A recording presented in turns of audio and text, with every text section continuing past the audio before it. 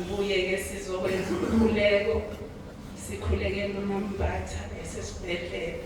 uNkulunkulu wethu-ke uyathembeka bazalwane, ufika noma sekumnyama aletha ukukhanya. Adlule lapho uthe ubaba umpostoli esho imkhuleko, wathi kwakunowesifazane wayesize wagogobala, wayesechithe yonke imali yakhe ezinyangeni. Wafika uJesu wathi ukhululiwe.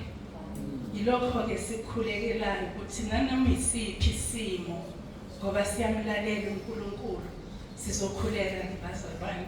uJesu Kristu inkosi.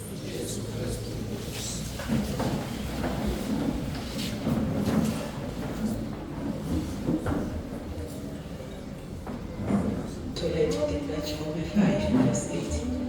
Lawuthi kodwa mina ngiyakufuna uNkulunkulu ngibeke igama yami. Sizomthulisa uNkulunkulu.